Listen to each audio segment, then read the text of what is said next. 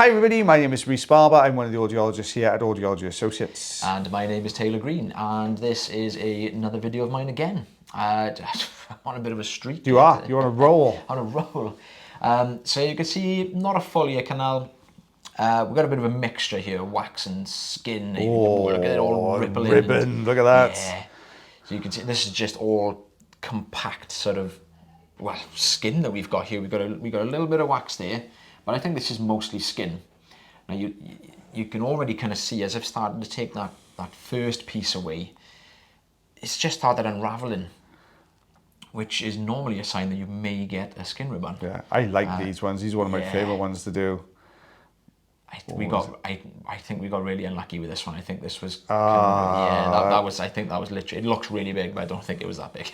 That's a nice one to do though. I quite like the ones where they end up with like a ring of material around the outside edge. Yeah, look at that peeling away there. This is the fine end.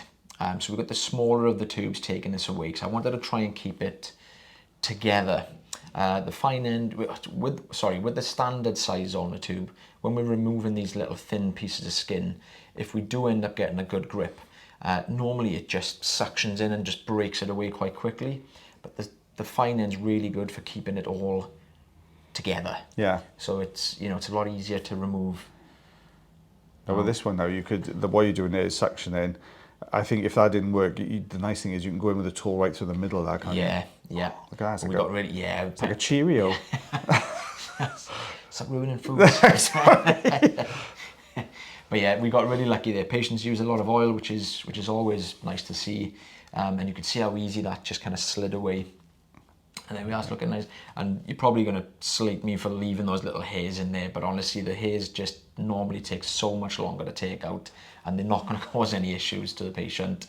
Now that we've taken the wax out, more than likely, if the patient was to get, some water in there from the shower or the bath, that may just naturally come out by itself. So we have just over an inch. 3 centimeters, I think that is on that one. So don't forget, guys, if you do enjoy the videos, you can always like, heart, share, follow, and subscribe. If you have ear problems yourself, check out the link tree in the description. I'll take you to various parts of the website where you can book yourself an appointment. And as always, guys, take care of yourselves. Take care of your ears. And take care of one another and myself.